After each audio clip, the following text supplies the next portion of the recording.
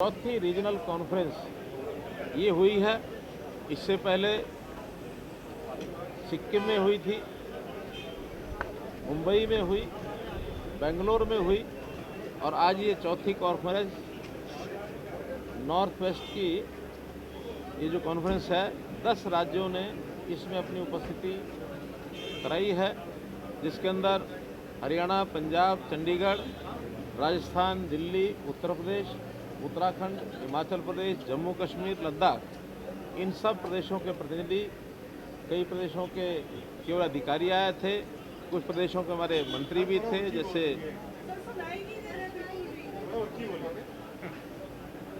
कुछ प्रदेशों के मंत्री आए थे, कुछ जगह से अधिकारी आए थे, जैसे हमारे हरियाणा से अनिल विज जी पावर मिनिस्टर हैं, पंजाब से हमारे मंत्री स्वयं यहाँ आए हैं, इसी प्रकार से राजस्थान के मंत्री आए थे, दिल्ली के मंत्री थे, उत्तर प्रदेश के मंत्री थे, उत्तराखंड के मंत्री थे, हमारे जम्मू कश्मीर के मुख्यमंत्री स्वयं एनर्जी मिनिस्टर हैं, लेकिन उनके स्थान पर उनके एक मंत्री आए थे।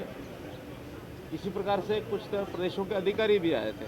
तो आज जिन विषयों पर चर्चा हुई है उसमें सबसे पहले तो एक टारगेट हमने सबको ये बताया है कि देश के प्रधानमंत्री जी ने जैसा एक कहा है कि देश को 2047 तक हमको विकसित भारत बनाना है, तो विकसित भारत बनाने के लिए हमारा जो पावर डिपार्टमेंट का नारा है कि power for all at all times, ये हमने सिद्ध करके दिखाना, कभी पावर की कमी नहीं आने देंगे।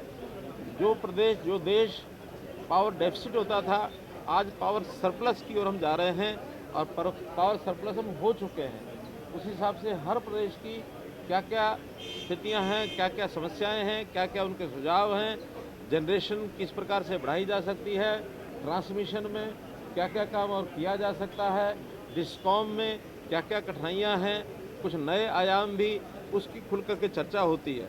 लगभग 6 घंटे की इस मीटिंग में हर विषय की बारीकी से चर्चा हुई और मुख्य रूप से जिसके अंदर ये तय किया गया कि हम आने वाले 2025 अगस्त तक, पहला विषय तय किया है कि जो प्रीपेड स्मार्ट मीटर्स हैं, सभी government offices, government employees, government colonies, इन सब में 31 अगस्त तक प्रीपेड मीटर लगा दिए जाएंगे, ताकि पहले पेमेंट करो, जैसा हम टेलीफोन के विषय में करते हैं, बाद में आपको सेवा मिलेगी। इसको बाद में और भी समाज के बाकी कंज्यूमर के ऊपर भी लागू किया जाएगा।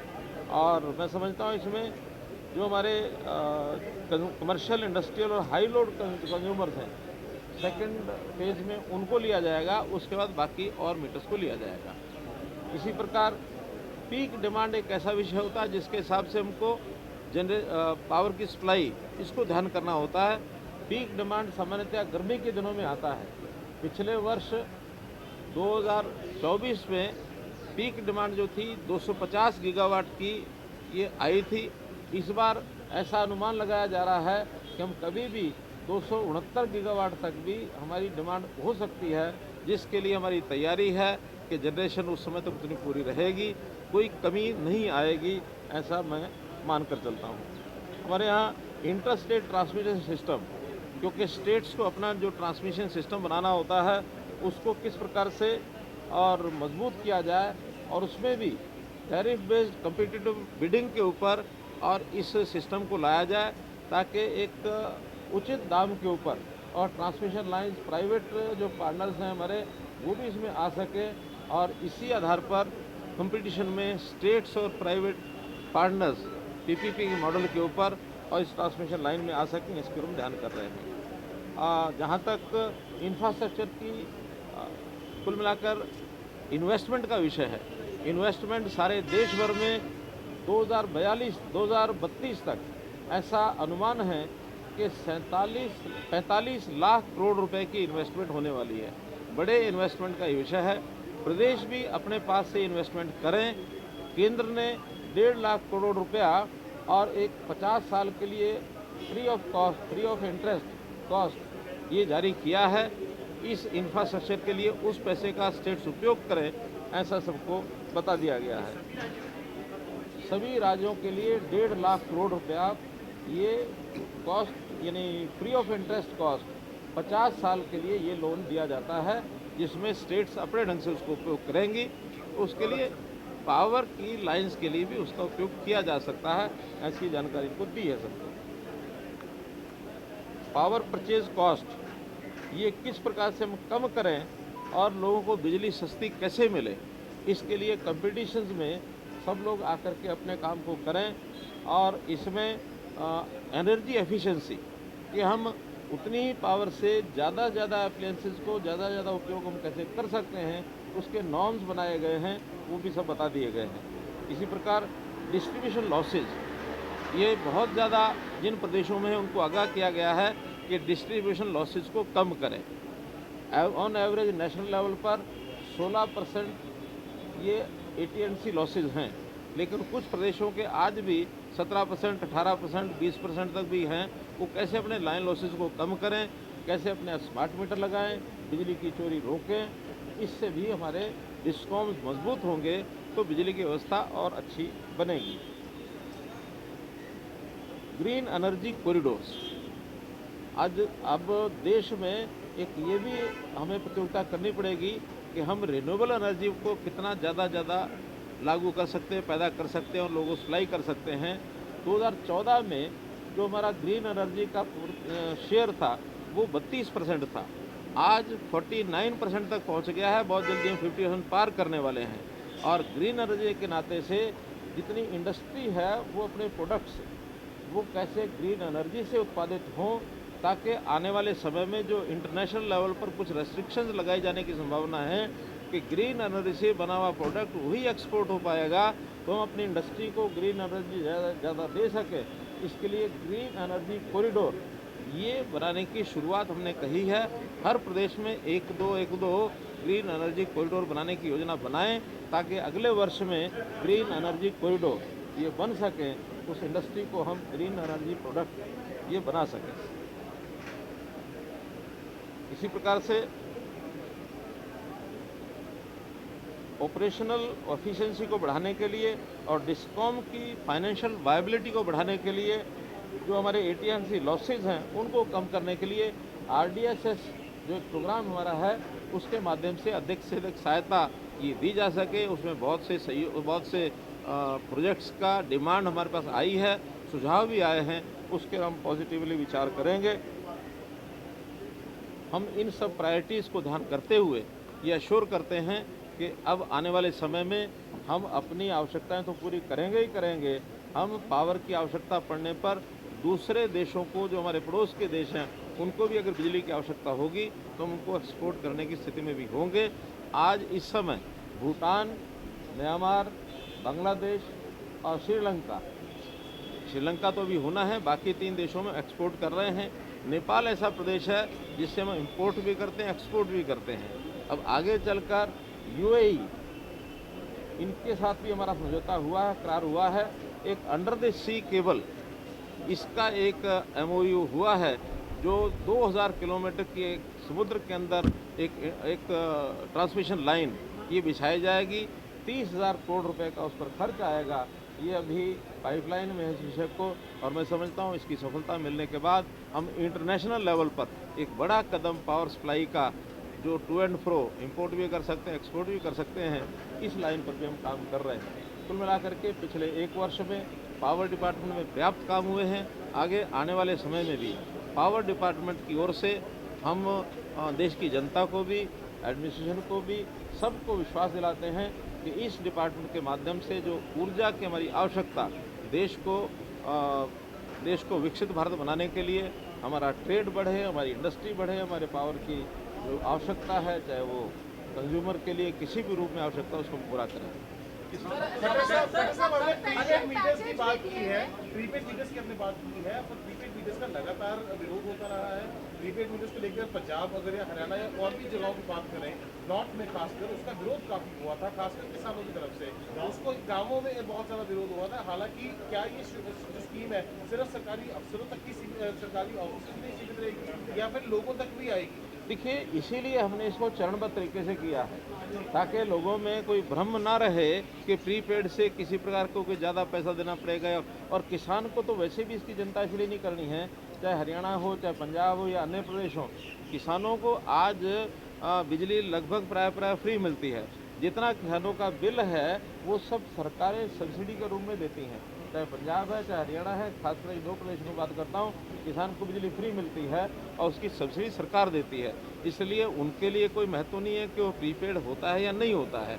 जहाँ जिन लोगों को जो कंज्यूमर रियल में अपने बिल का पेमेंट करते हैं, उसमें हमने स्टार्ट किया है गवर्नमेंट के ऑफिस से, और गवर्नमेंट ऑफिस में भी जो हायर लेवल के जितने ऑफिसर्स हैं, जो नेता हैं, जो उनके मंत्री हैं, मैंने तो यहाँ तक आज ये कहा है कि सबसे पहला प्रीपेड मीटर हमारे मुख्यमंत्रियों के घर से लगना चाहिए, पावर मिनिस्टर्स के घर से लगना चाहिए। हमारे दोनों पावर मिनिस्टर खड़े हैं तो इसलिए हम अपने से शुरू करेंगे ताकि इसका एक डिसिप्लिन बैठे।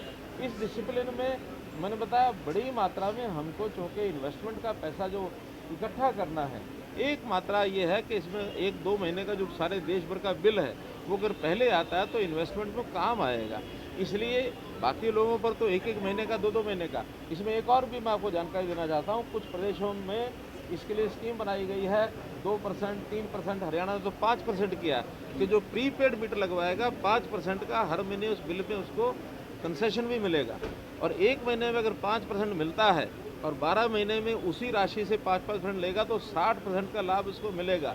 अपने आप में इतना बड़ा रेवेन्यू तो किसी भी चीज़ में नहीं मिल सकता 60% किसी अमाउंट के ऊपर, लेकिन कुल मिलाकर जब लगाएंगे तो उसका लाभ जब महसूस करेंगे तो अपने आप आगे बढ़ेगा। आत्मनिर्भर बने, तमाम स्टेट बिजली के क्षेत्र में आत्मनिर्भर बने, इसको लेकर भी कुछ चर्चा की गई है। मैंने बताया कि इसमें बिजली की पर्याप्त व्यवस्था हम राष्ट्रीय स्तर पर, प्रदेशों के स्तर पर ये कर रहे हैं, लेकिन अधिक से अधिक हमारे जो सोर्स हैं उस सोर्स में आगे कैसे बढ़ें। अभी तक ज़्यादातर थर्मल लगते थे, हाइड्रो पावर प्रोजेक्ट मिलते थे, अब उन्हें रिन्यूएबल एनर्जी जिसके अंदर सोलर और विंड पावर भी उसको ले रहे हैं। सोलर तो क्योंकि सारे पूरे जोग्राफिकल क्षेत्र के अंदर सोलर कहीं भी मिल सकता है। हमने घर घर में रूफटॉप सोलर सिस्टम मुफ्त बिजली योजना इसको चलाया है। प्रधानमंत्री जी ने कहा तो हर घर में सोलर लग जाए, अपने अपने घर की पावर वो दे सकता है, बल्कि किस प्रकार से उस सोलर पावर का उपयोग करने का बचता है तो ग्रिड में डाल करके उसका पैसा भी उसको मिल सकता है। हमारे खेतों में किसान जो हैं वो बिजली का उत्पादन करें, खेती का उत्पादन तो करते हैं, ऊर्जा का उत्पादन भी करके उसकी कमाई कर सकते हैं। इसलिए आत्मनिर्भर हर परिवार बन सकता है, हर गांव बन सकता है, हर शहर बन सकता है, और उसके बाद देश और प्रदेश में आत्मनिर्भरता आएगी, क्योंकि बहुत बड़ा क्षेत्र है। इसलिए आत्मनिर्भर बनाने के लिए जितने भी आयाम हैं बिजली पैदा करने के लिए सब हम कर रहे हैं। स्पेशल पैकेजेस भी मांगे हैं, खासकर बॉर्डर स्टेट्स है, चाहे जम्मू कश्मीर हो, पंजाब हो, क्या कुछ मांग है उनकी और क्या आपकी तरफ से जो है उसको इवैल्यूएट करके क्या कुछ उनको दिया जाता है? देखिए, इसमें कोई स्पेशल पैकेज इस प्रकार का नहीं होता है। जहाँ कहीं कठिनाई होती है, जिन चीज़ों पर एक्स्ट्रा खर्च ऐसे प्रदेशों का होता है जो कठिन प्रदेश हैं, दूर दराज के कनेक्शन देने होते हैं, उसमें आरडीएसएस के माध्यम से स्पेशल पैकेज जाता है कि जो आपने डिस्ट्रीब्यूशन का खर्च करना है, जो आपने ट्रांसमिशन का खर्च करना है, उसमें जिनको कठिनाइयाँ होती हैं उनको आरडीएसएस के माध्यम से पैसा दिया जाता है। कोई भी घर ऐसा ना रहे जिसमें बिजली का कनेक्शन नहीं पहुँचा, तो ऐसे सब घरों में बिजली कनेक्शन पहुँचाने के लिए जहाँ तक ट्रांसमिशन लाइन का संबंध है वहाँ तक पहुँचाएंगे। कुछ एरिया ऐसा है कि ट्रांसमिशन लाइन पहुँचाना कठिन है, आइसोलेटेड स्टैंड जो घर है उसको सूर्य घर बिजली योजना के माध्यम से सौर ऊर्जा और साथ में बैटरी इसकी सहायता भी दी जाएगी, ताकि हर किसी को 24 आवर बिजली मिलने की संभावना बने और कोई घर ऐसा बचे नहीं जहाँ बिजली न पहुँचे। एक और जहां आत्मनिर्भर की ओर बढ़ रहे हैं, आपकी सभी प्रदेशों को आत्मनिर्भर बनाया जाए, वहीं चुनावों में वादा किया जाता है फ्री बिजली देंगे और फ्री बिजली देने की बात कही जाती है। तो किस तरह से देखते हैं आप, कहीं ना कहीं वो उसके अंदर बाधा नहीं आया? दो चीज़ें, एक सवाल है, पंजाब में बुरा हाल हो रहा है, हरियाणा के साथ में जब सीएम ने तो बोला बिजली कैसे जमा करो 24 घंटे बिजली दे। देखिए, ये सुनिए सुन लीजिए, ये दो चीज़ें हमको अलग अलग करके देखनी पड़ेंगी। एक है बिजली डिपार्टमेंट, उसकी कंपनियां, डिस्ट्रीब्यूशन कंपनी, एक है सरकार। अगर कोई घोषणा मुफ्त बिजली की करता है, कोई भी सरकार करे, कोई पार्टी करे, चुनाव में करे, चुनाव के बाद करे, उसका बिजली कंपनियों पर असर नहीं जाएगा। बिजली कंपनी तो जितना उसका पैसा रेट टैरिफ है वो तय टैरिफ है, वो सरकार अगर घोषणा करेगी तो उनको सब्सिडी देनी पड़ती है। सब्सिडी दे करके कोई फ्री दे ना दे सरकार का काम है, सरकार अलग चीज़ है, बिजली कंपनी अलग चीज़ है। बिजली कंपनी को घाटा नहीं होना चाहिए, इसके लिए रेगुलेटरी कमीशन होते हैं। रेगुलेटरी कमीशन तय करते हैं कि कितना टैरिफ के माध्यम से पैसा आएगा और कितना बिजली पर खर्च होगा, वो दोनों बराबर रहने चाहिए। फिर भी कुछ कंपनियों को जो घाटा है, उस घाटे को अगले सालों में कैसा पूरा करेंगे। हर साल ऐसा एक हिदायत दी गई है कि जो महंगाई दर होती है, महंगाई दर के बराबर तो कम से कम बिजली के रेट बढ़ने ही चाहिए। तो बहुत जगह इकट्ठा करके बढ़ाते हैं, कभी हर साल बढ़ाते हैं। जैसे हरियाणा ने इस बार 10% अपने पावर रेट बढ़ाए हैं, केवल इसलिए कि क्योंकि महंगाई दर हर साल 4-5% बढ़ता है। तो ऐसा गरीब को थोड़ा कम देना पड़े, क्रॉस सब्सिडी के नाते से जो ज़्यादा पे कर सकते हैं उनके ऊपर ज़्यादा लगाया जाता है। लेकिन बिजली की जो कंपनियां हैं डिस्कॉम से वो घाटे में ना आए, ये पूरा ध्यान रखा जाता है। क्या कुछ ऐसे स्कीम्स आएंगी जो गरीब घर हैं उनको सोलर पावर से जो है वो बनाया जाए, क्योंकि आत्मनिर्भर की बात की जा रही है। बहुत सारे घर ऐसे होंगे शायद जिनमें शायद वो बिजली का बिल तो आ जाता है और वो बिल ना देने की वजह से डिफॉल्ट हो जाते हैं। हमने उसकी सूर्यघर बिजली योजना की जो स्कीम बनाई है उसके अंदर 3 किलोवाट तक 78,000 रुपया सरकार देती है और उसकी राशि थोड़ा 1.5 लाख रुपए तक लगती है। बाकी उस कंज्यूमर से लेते हैं, कंज्यूमर नहीं दे सकता, बैंक से व्यवस्था कराते हैं ताकि बैंक में थोड़ा थोड़ा पैसा दे करके और वो उसका इंडिपेंडेंट यूनिट हो सकता है। कुछ प्रदेशों ने अपनी ओर से भी सब्सिडी में पैसा जोड़ा है। 78,000 रुपया भारत सरकार देती है, कुछ पैसा प्रदेश सरकारें जोड़ती हैं। तो बहुत बड़ी संख्या में सोलर पावर के मुफ्त सूर्यघर बिजली योजना इसके प्रोजेक्ट लगने शुरू हो गए हैं।